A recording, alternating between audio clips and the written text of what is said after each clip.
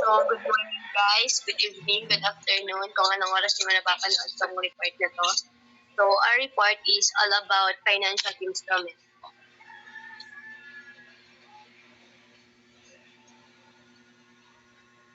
Chapter 1 discusses different types of financial market and their instruments. The Capital Market Institute of the Philippines or CMIP. So, ano nga ba ang CMIP? Ang CMIP po ay isang organization that develops the investment character of the Filipinos in the Philippine capital market. Nagpropromote po ito ng advanced awareness and knowledge sa mga Pilipino sa capital market and national economy.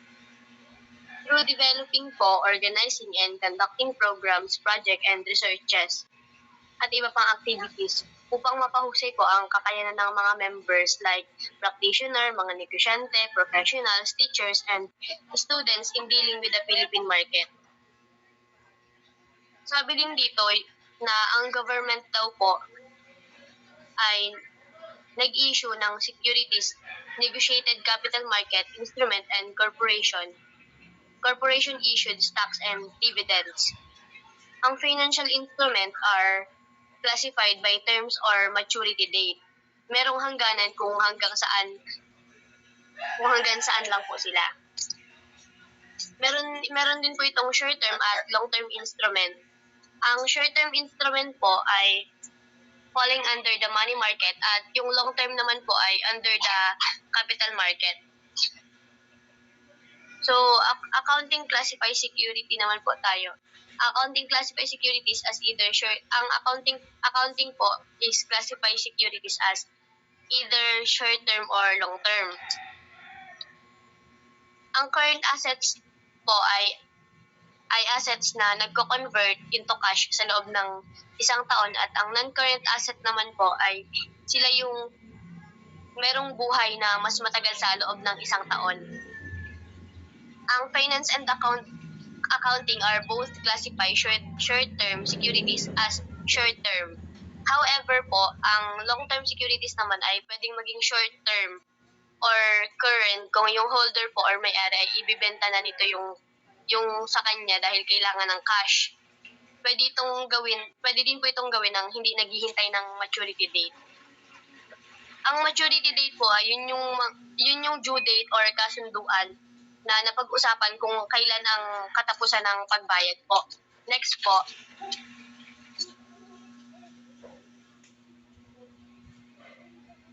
So, dito na po tayo sa money market instrument.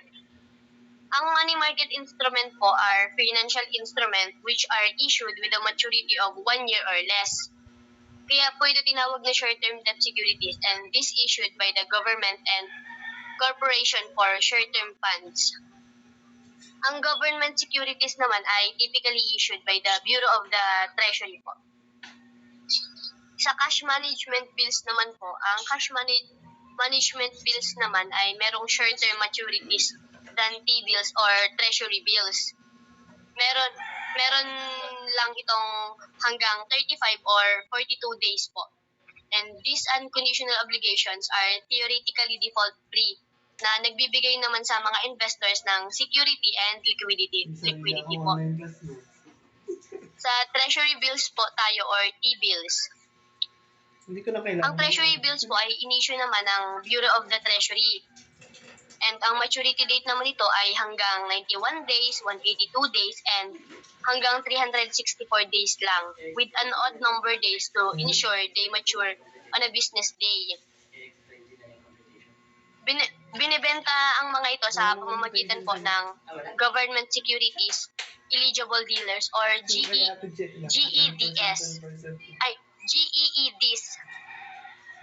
And yung mga transaction po ay ginagawa nila online.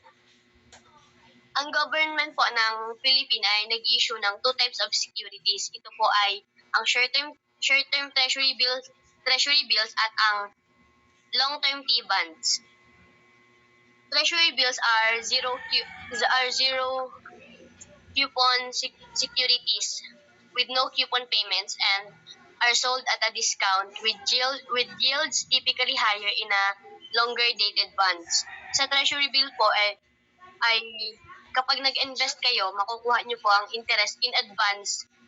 Makukuha nyo din po yung interest in advance, and also risk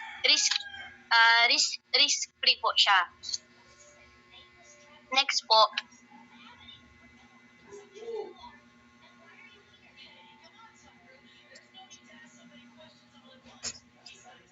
sa bank acceptance naman po tayo. Ang bank acceptance po ay isang time draft na binibigay ng isang bank sa isang seller. Hindi po ito obligation, pero ito ay utos ng drawer para makapagbayad din sila sa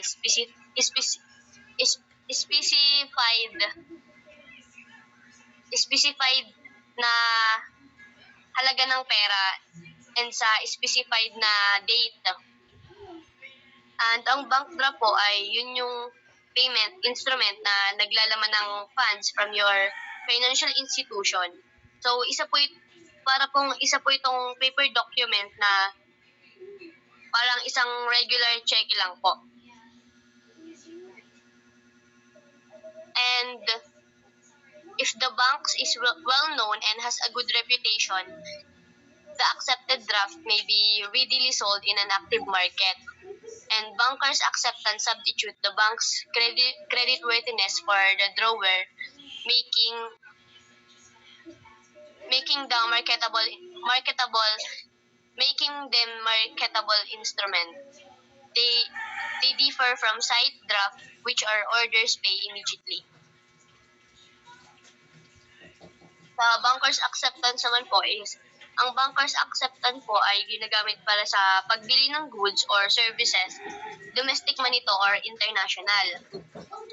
So yung bank po ng buyer ay nag-i-issue ng letter of credit on behalf of their name para sa imports or local purchases.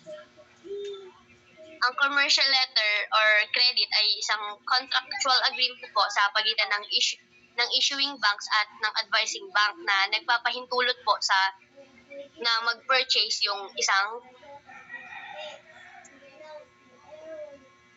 buyer.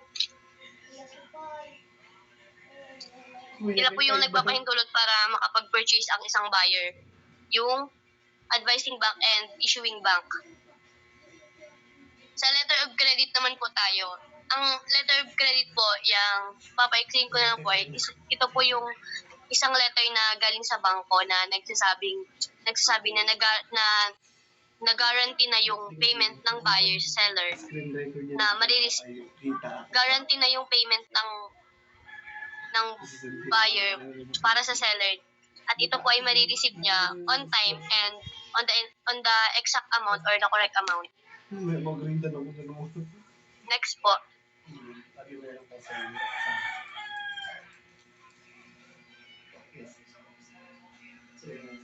Negotiable certificate naman po tayo. Ang negotiable certificates of deposit or CDs are commercial banks issued na may tiyak or exact na date ng maturity at interest rates.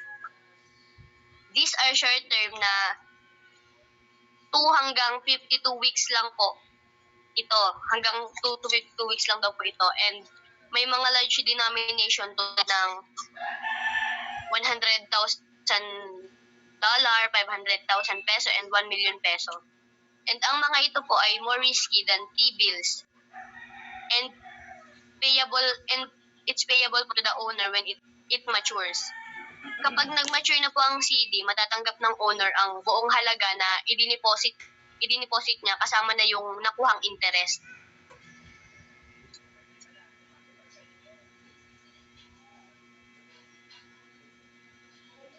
A letter of credit is a bank issue time deposit that accept. So dito naman po ang letter of credit daw po ay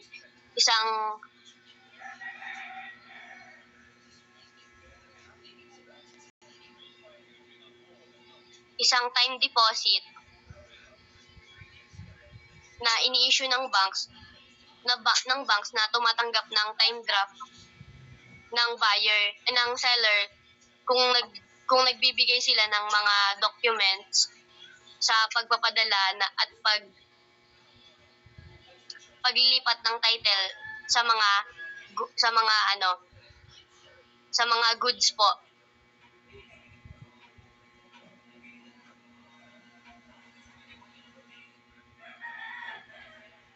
Pinapalitan ng bangko po ang sarili nitong pangako na babayaran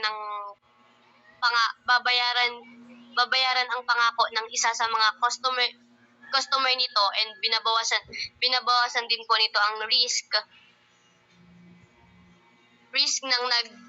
ng seller at pinapadali ang daloy ng mga products.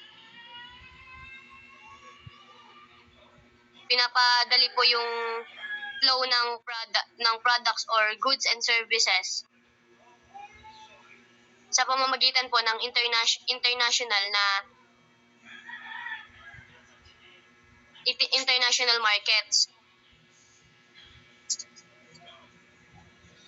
Kung nag-aalala naman po ang seller tungkol sa pag-issue ng bangko ng letter of credit, maaari nilang hilingin sa kanilang sariling banks na mag-issue ng letter na confirmation letter na ginagaranti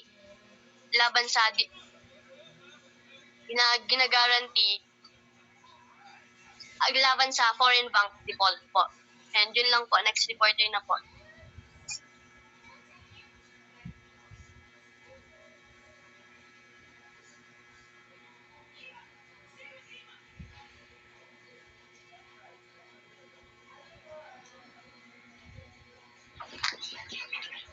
Naririnig na ako?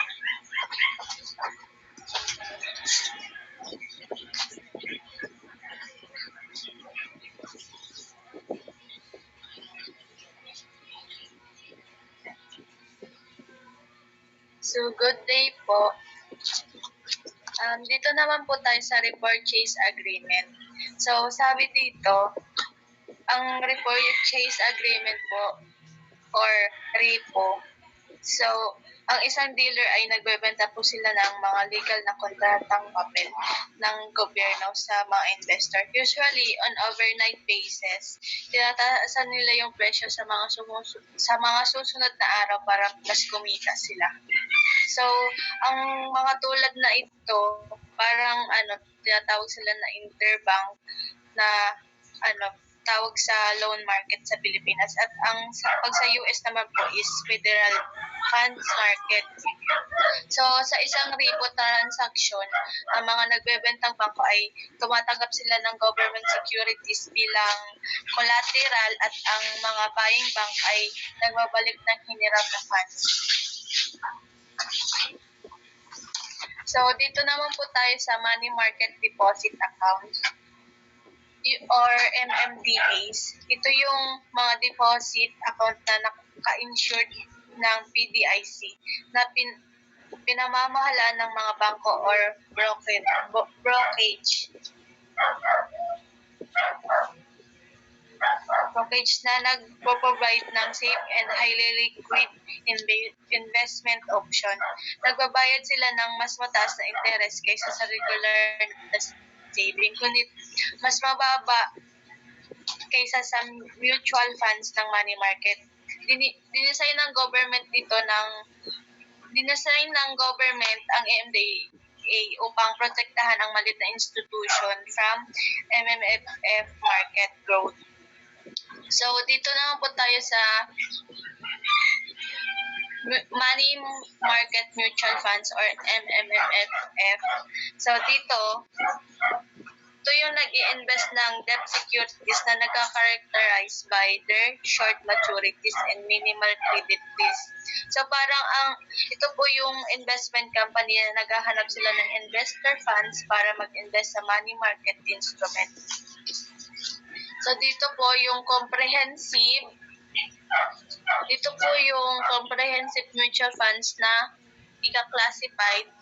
Ito po yung number 1, growth fund. Ito yung mga company na nakahanap para sa paglago ng kita. Tapos po income fund. Ito po yung nag-i-invest ng stocks na regularly nagbabayad ng kalahating funds at regular pay interest. Tapos po sa balance fund, nagko-combine po sila ng features parehas ng growth funds and income funds. Tapos po sa sector funds, nag-invest po sila ng specific industries tulad po ng healthcare,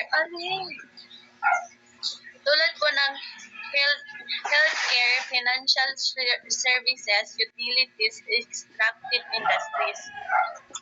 Tapos po sa index fund, nag-invest naman po sila sa basket of securities na nagpapakita po ng market index as the S&P 500 index of stocks. Tapos po sa global funds,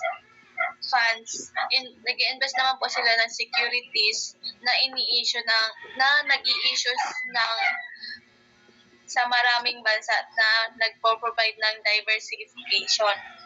Tapos po sa shareholder, bumibili po sila ng share ng mutual funds na may mga liquid investment portfolios with low default risk. Tapos po, yung MMFs, nag-aalaw lang po sila ng small investor para mag-invest sa kanilang money market instrument. And hindi po sila insured ng government. Yun lang po. Next report. Wait lang.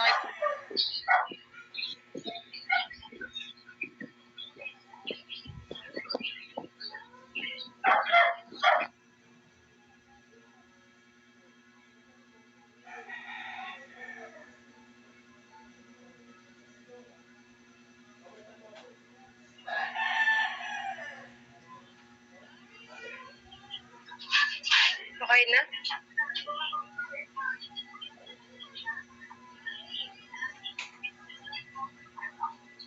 Certificate of Assignment.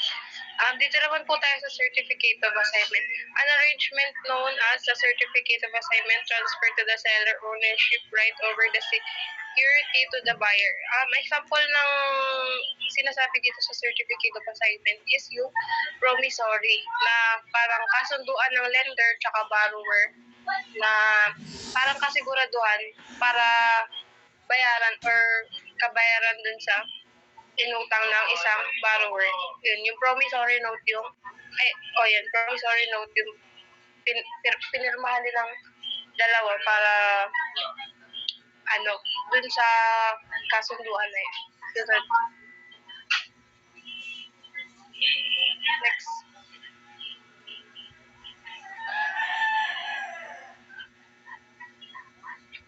Capital market instrument. Where are no proper to study the many capital market instruments available to the investors having gained information and analyzing the various money and market products. Itong capital instrument daw po ay merong dalawang parang may dalawang parang dalawang nalaman yung capital market. Ito po yung marketable and non-marketable and negotiable or not negotiable market. Ito po ay parang itatapik, yung mga example nito itatapik natin doon sa next slide.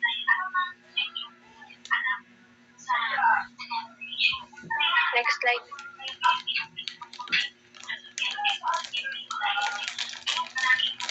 So the following are example of non-negotiable or marketable instrument on the financial markets. Loans. Direct borrowing of deficit units of surplus units such as bank known as loan, both short or long-term are possible. Business debt and need substantial sum of money to. Itong loan naman po parang umuutang yung isang borrower sa bangko para ginagamit nila ito sa katulad ng or land expansion or parang sa building, parang ganun. Umuutang sila ng pera sa bangko. Leases are rent agreement. The owner and the property is called the leaser and the one who is renting it and using the property is leasing. Yun, ang tawag daw po sa leasing is yung, ay sa leaser is yung may-ari ng property na inuupahan ng isang leasing. Yung leasing naman yung nagre-rent dun sa property ng leaser. Tapos itong leaser naman, parang example nitong leasing is yung parang mga apartment, boarding house, ganyan, na pero ang leaser or yung may-ari ng paupahan na to ay yung sila yung nagbabayad ng mga expenses or yung mga taxes, insurance, ganyan, dun sa isang pinapaupahan nila. Ang tawag naman sa meron pa daw isang leasing na tinatawag or yung financing or capital leasing. Ito naman daw po ay yung sila yung mga leasing na parang umuupa sa isang property, umuupa sila na parang sila yung nagbabayad ng insurance, kargo nila lahat, sa kanila lahat, yung insurance tax.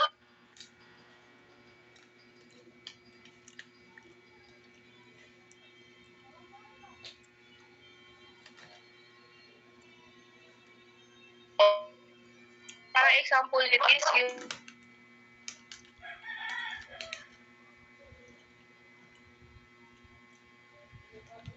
na businesses. Next slide.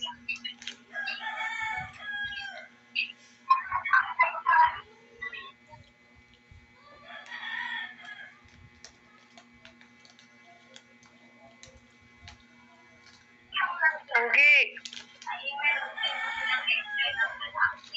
Next po is number 3 is yung mortgage. Under a mortgage of property, owner borrows money from the financial solution and pledge the asset as security or collateral for the debt.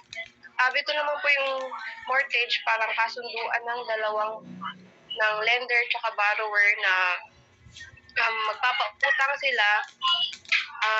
Parang dito din ginagamit din nila dito yung certificate of assignment na mayroon silang parang kasunduan na parang promissory note. Pag hindi sila tumapad dun sa kasunduan na yun, may karapatan yung bangko or yung inutangan nila, yung lender na kunin yung property nila, katulad ng land or kung anong mga asset na meron sila. Yun, parang kinukain ng bangko pag hindi sila tumupad dun sa usapan. Ganun. Sa interest na, kasi hanggang sa interest na pinag-usapan nila.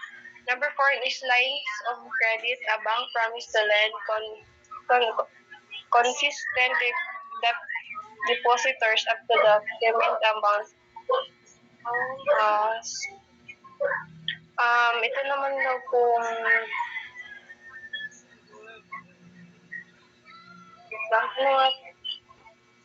lines of credit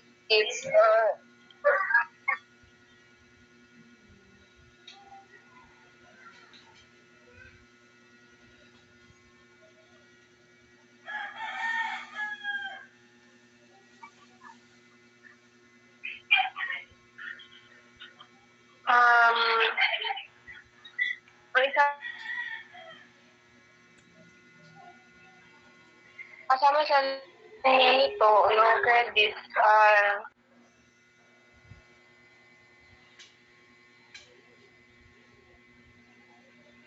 mga revolving credit arrangement.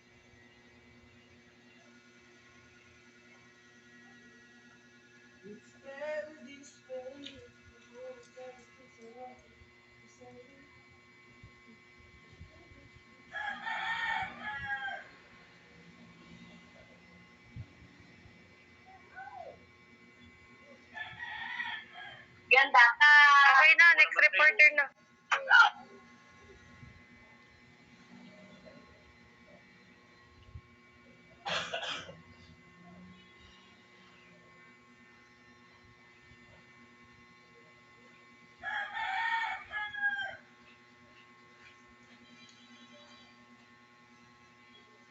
Wait.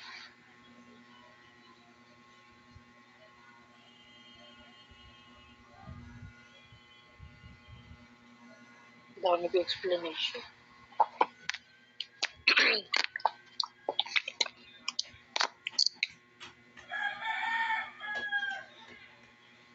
ang negotiable, wait lang.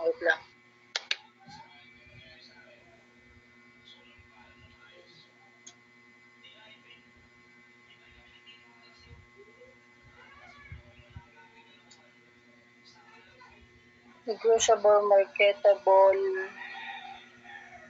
instrument. Ang corporate stock daw po ay ang pinakamalaking mga instrumento sa merkado ng kapital na humahawak ng mga hindi nasasalat na bahagi bilang mga shareholders. Ang mga ito ay pangmatagalan na walang mga petsa na maturity.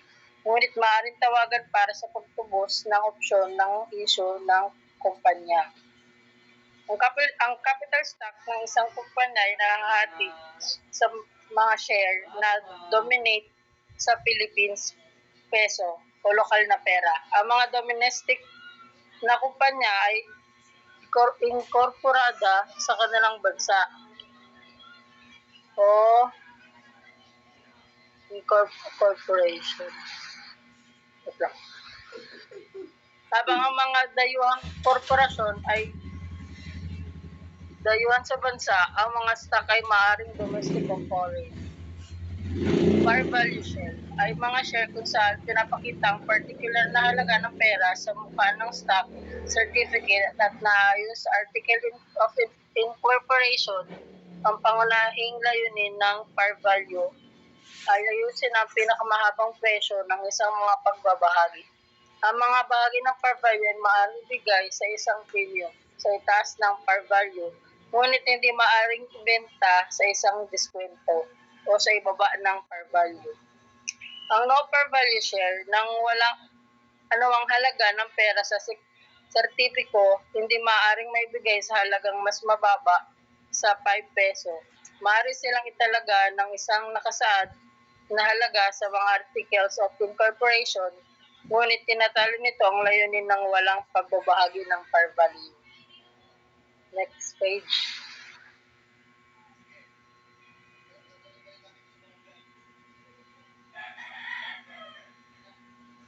Ang corporation ay maaaring mag-issue ng karaniwang stock o ordinaryong pagbabahagi. Bawat isa ay may pantay na karapatan upang maakit ang mga mamumuhunan. Ang mga korporasyon ay maaaring mag-issue ng mga ginustong pagbabahagi o pagbabahagi ng kagustuhan.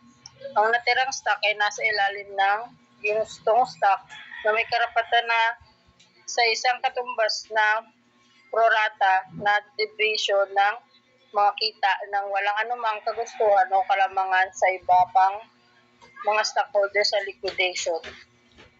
Ang mga ginustong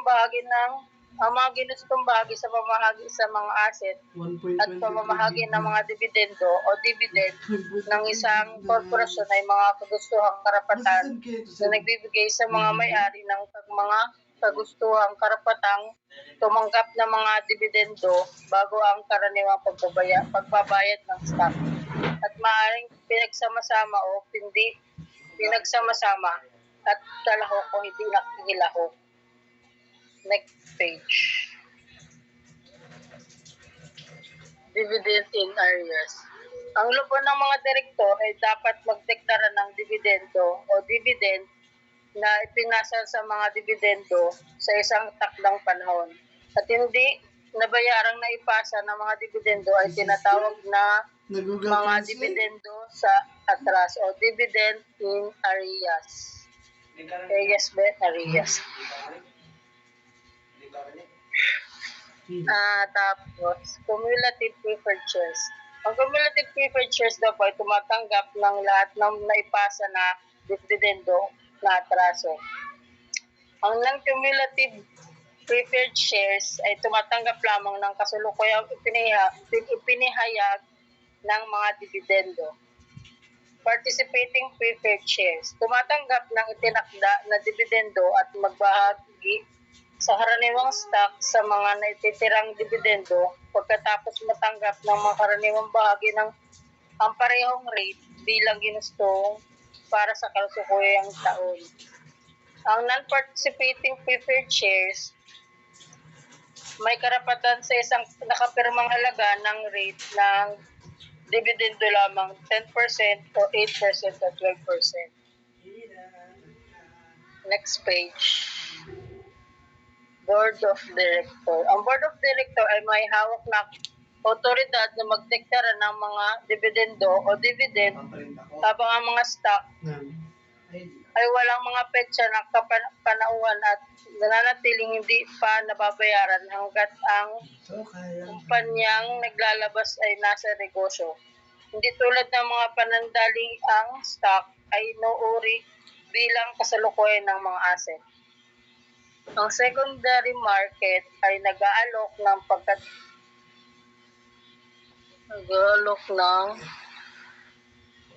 kakayahang may benta sa mga stock. Binabawasan ang mga gastos sa financing at pagpapalawak ng mga pagkakataon sa pangangalap ng pondo. Ang mga broker ay nangangalakal ng mga stock sa mga organisadong stock exchange at over-the-counter na mga merkado. Ang mga korporasyon na may higit 300 stockholder ay maaring pagkalakalan sa counter, habang ang mga malalaking korporasyon ay nakakatugon sa mga pamamatay ng SEC para sa paglilista sa mga organisadong palitan.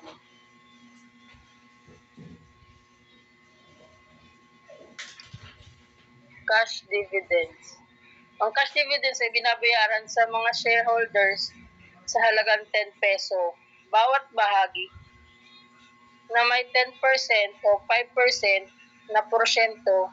For example, kung ang par value ng stock ay 20 peso, ang 10% cash dividend ay mangangahulugan 10% ng 20 peso o 2 peso per share. Kung isang shareholder na mamay-ari ng 1,000 shares, makakatanggap sila ng 10,000. Kasi 1,000 share times 10 peso per dividend. Ano? So 10,000 times 100. Ay 1,000 times 10. Kaya naging 10,000 peso. Sunod ay stock dividend. Ang stock dividend ay may mga share na binibigay ng kumpanya sa mga stockholder na may 10% na dividendo o dividend na kumakatawan sa 10% sa mga share na pag-aari ng stockholder. Ito ay katulad ng mga transaksyon sa papel. Dahil hindi sila nagtasangkot ng anumang mga asset sa bahagi ng kumpanya sa pag nagdedeklara ng dividendo. Upang makatanggap ng 10% stock dividend, ang isang stockholder ay nagmamayari ng 1,000 share ng isang korporasyon sa magreresulta sa 100 shares ng sariling stock ng kumpanya. Unissued common stock ay hindi nabayarang capital na stock habang ang mga panatili na kita ay makakita ng kumpanya na hindi idinilektra bilang mga dividendo. Ang isang deklarasyon ng board ay nagdedeklara ng mga dividendo na tinitiyak ang mga operasyon ng negosyo. Next page. Tawa.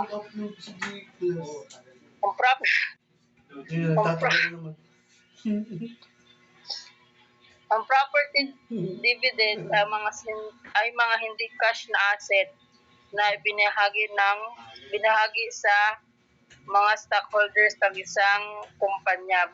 Kabilang ang mga securities, marketable securities o mga inventaryo sa halip sa mga cash dividends. Scrip dividend ay mga pinagpaliban na dividendo ng pera. Ang mga scrap ay mga promissory notes na babayaran ng kumpanya sa cash sa isang tiyak na petsa kahit sa taon ng tawa. Hinaharap. Sunod. Hindi tulad ng mga dividendo mula sa mga kita, ang mga dividendo sa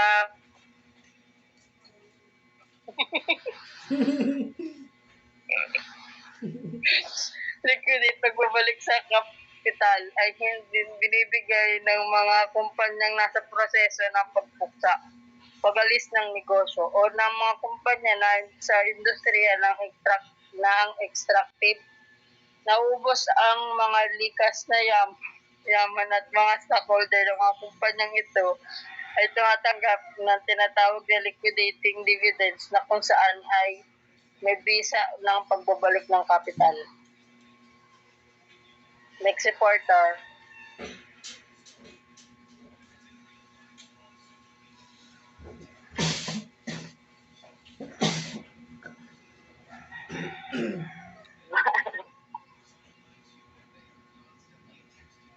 Dividendo.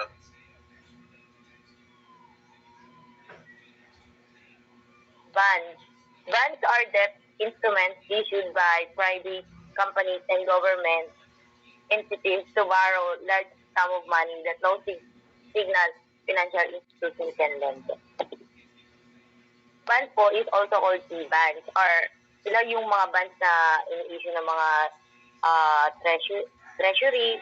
Typically, bonds po yung in-issue din sila ng national government denominated in foreign currencies are called sovereign bonds. Currencies are called sovereign bonds nga daw po. Itong mga bonds na to is a certificate of indebtedness that have specific maturity date or redemption date by which the bond issuers must return to the bond. Additionally po is regular silang nagbabayad ng interest. Kumbaga, buwan-buwan or anim na buwan. Or kahit taon-taon pwede po yun. Ang nag-issue nito is yung may mga nag-uutang or nanghihiram. It's called mga deficit unit or DU. Habang yung mga humahawak naman po is ay ang mga nagpapautang o namumuhunan, mga surplus na unit or SU. Binabayaran po sila ng mga issuer na sa halimbawa sa due date nila or sa nakatakip lang rate ng interest sa isang regular na batayan, which means it's yung monthly or every 6 months or kahit yun nga po yearly. Therefore, bond earnings come in the form of interest coupon. When it comes to corporate bonds po is, corporate bonds are certificates of indebtedness issued by corporation in need of substantial cash, commonly referred to as bonds indentures. Large sum of money cannot be always borrowed from one institution. At this point po is business used to issue bonds instead since investors are also lenders in the case of bonds. We have multiple lenders for a single amount borrowed. Okay, let's say 5 million po. Bonds have predetermined maturity dates and interest rates. The majority of corporate bonds are long-term bonds because they expire in more than a year. So they may be some short-term bonds po. We have 3 bonds can be classified as the follow. One po is as to security. Secure bonds are collateralized either by mortgage or other assets, which mean po is financial institution bundle mortgage into securities known as yung nga po mortgage-backed security, which are then marketed as bond guaranteed by the principal and interest payments on the mortgage. Second, unsecured bonds. Unsecured bonds, also called debenture bonds, do not have any sort of guarantee. Means po is they offer no collateral po, meaning there is no lien on any particular property or security for the obligation. For this reason po is corporation who have consistent history of strong credit or typically the ones who issue debenture bonds. As example po, ang unsecured bond, corporate bonds, treasury bills, and more on so on. In general, any bond which is issued without being back an asset plus is unsecured po ang tawag doon. Next page po.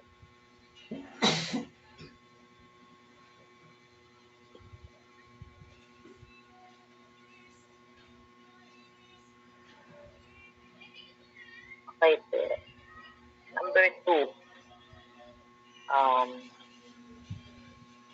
the two in interest rate po, number one is variable rate po.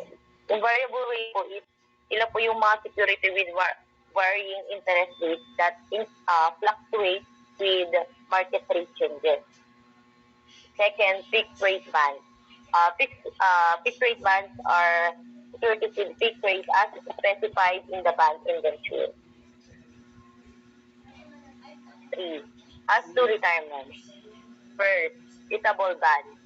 Suitable bonds are bonds that can be turned in and exchanged for cash at the holder's option po. Suitable bonds offer investor po yan sa mga option to sell the bond back to the issuer before maturity at a specified price. Specified price. This protects investor po from rising interest rates as the future value of coupon payments decreases. Bondholders accept lower yield for this protection po. Suitable bonds have not been widely used, but their holders are long both the bond and the embedded put option, increasing the price yield relationship and reducing potential returns po. B. Callable redeemable bonds. Callable redeemable bonds is bonds in which the issuer has the right to call the bonds for retirement for a price determined at the time the bond is issued. Ang callable bond allows po ang callable bond, it is allow po na yung mga issuer to refinance debt at favorable terms when interest rates or fall or benefiting the bond issuer. However po, this leads to negative convexity in the bond price, limiting its capital appreciation potential, and investor compensate for this drawback by enjoying greater return potential po. Also po, callable bonds have identical terms governing vacancy, coupon maturity, and the embedded call option, but may have a lockout period. Number 2.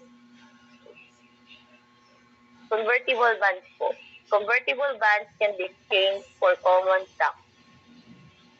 Convertible bonds po, sila naman yung mga nag-o-offer sa mga investor ng opportunity para mapalitan yung mga common stock nila, often with lower interest po yun, and warrant, which provide option to buy common stock at a specified price.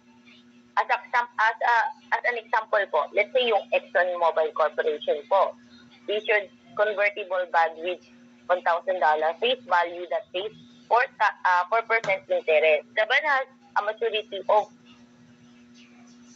10 years and convertible ratio of 100 share for every convertible bond. Next po.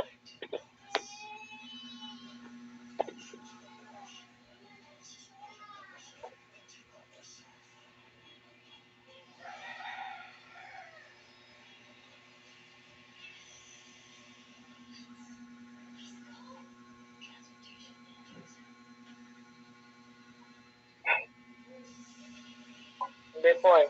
Other classification. We have classification here: income bonds, index or purchasing power bond, income. Income bonds are that pay interest only when the interest is earned by the issuing company. Avoiding bankruptcy po siya is a loss of course. Kumbaga, investor view them as a more risky than ordinary bond. Index or purchasing power bond. The index or purchasing power bond is a popular investment option in countries like Brazil, Israel, and Mexico, which are experiencing high inflation rates. Therefore po, the interest paid rises automatically when the inflation rate rises protection the bondholders against inflation po. This is similar to variable rate bond.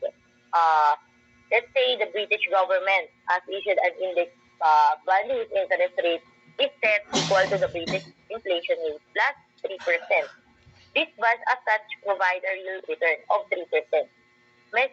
Mexico has also used index bonds whose interest rate is pegged to to the right of oil to finance the development of its huge petroleum services since oil prices and inflation are correlated, offering some protection to investor application. It's ano po yun, Western and Brigham, 1992. An increase in inflation rate increases the return on these bonds which are favorable to investors po.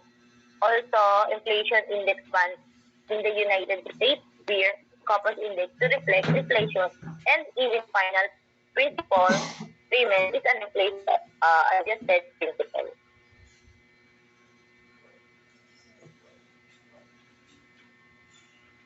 C. Junk bonds are speculative below investment grade. High yielding bonds with a lower investment grade.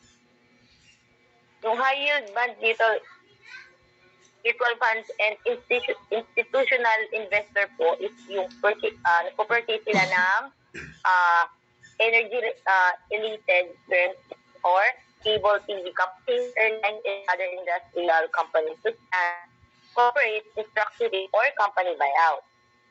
Let's say it was great investment grade in the past, but the company lost its investment grade rating in 2022 po due to COVID-19 pandemic and global economic collapse.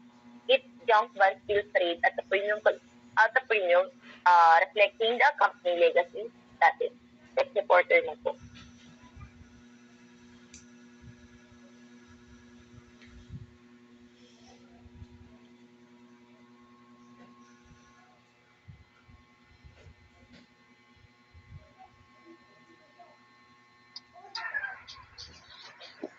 So, good morning po.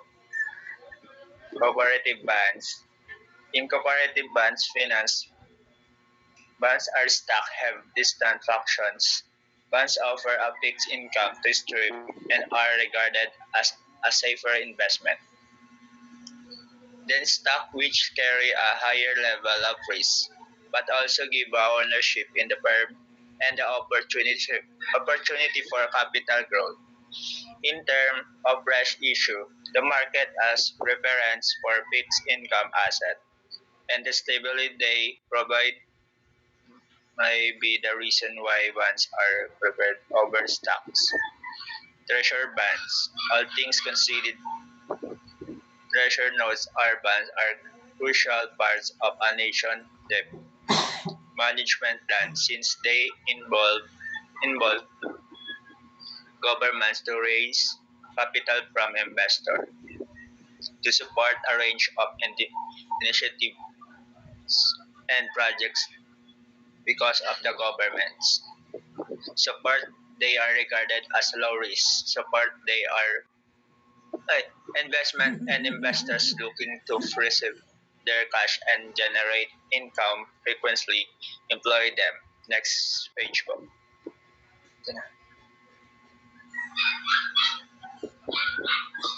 So next po, retailer treasury bonds. All things considered, RTBS or retail treasury bonds give regular investor a chance to purchase the government asset, which come with the excellent yield, safety, and liquidity. They are crucial in encouraging financial inclusions and in diversifying the investors base for the government instruments. And next, floating rates. Floating rates notes.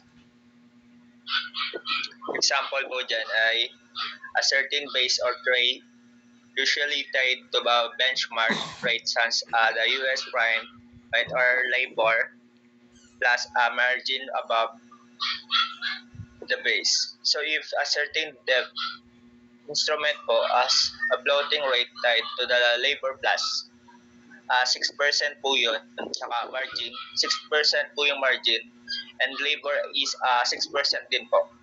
Then the floating rate is 12% po yun. So, ang meaning po ng floating rate bonds, a debt instrument that does not have a fixed coupon rate but its interest rate fluctuates based on the benchmark that the bonds draw. Then, ang example po dyan ay treasury notes, treasury bonds, yun po, etc. po, like that. Next slide po. Ang next naman po ay municipality bonds. Municipality bonds, sometimes known as munis. So, ang ano po dyan, ang example po dyan is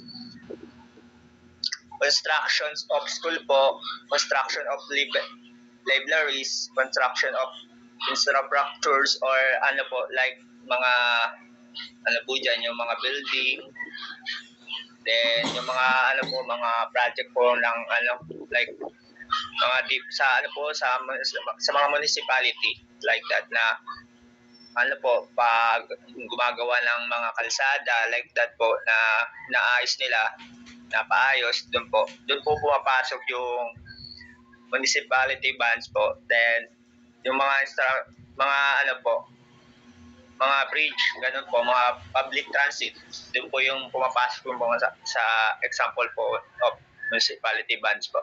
Tapos po, doon po sa advantage, may advantage naman po dyan. Ang interest paid on municipality bonds is often tax-free po. Ano po yan? Tax-free po yan. Wala pong, di ata sila po bumabayad ng tax kasi paano po yan ang gobyerno, like that. Doon po. And two, revenue bonds po.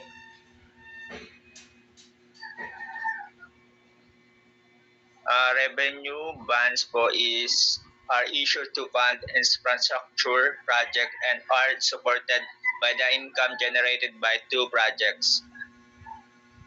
Then, ang general obligation bonds po, or GO, is a type of municipality bonds in which the bond repayments or interest po, like principal, are guaranteed by total revenue generated by the relevant government entity or agency po. In other words, the repayment is guaranteed by both tax revenue or operating revenue generated by various projects. Municipal bonds lang yun. Then, ano po dyan? Frequency. Ang, ano nga po ba ang, Recording nila. ano ang means ng bonds obligation po? The debt service due and the payable in become due and payable and any other amounts which may be owned by the company to or behalf of the issuer or the trustee under the bond documents po. Next slide po. So, next naman po ay mortgage bank securities. Ito lang po yung explanation. Anong mortgage? Mortgage. Mortgage yun. That's masyadong Kagabi ang sabi niyan, mortagi. So, ito po yung sa mortgage. mortgage bank securities po. What, ano, ang ano po dyan, Mortgage an investment executed by a collection of mortgages both by the banks that issue them. Bawa po, ang example po dyan, as a basic example, if a mortgage lender originated 100 loans that meet the standard of a government-sponsored, the enterprise, such as Fannie Mae, the lender may package the loan or mortgage bucket security to sell to investor. Yun po. Long-term negotiable certificate of deposit. All things that consider long-term negotiable CDS give the investor the chance to benefit from a set rate of the return over a considerable amount of time. Together with the added liquidity that comes from their liquidity on the secondary market.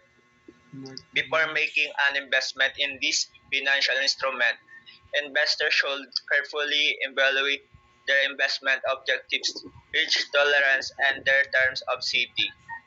Yan, that's all. Next slide po. Mortgage pala. Mortgage pala. And that's all po. Thank you and God bless. Have a nice day. Bye guys.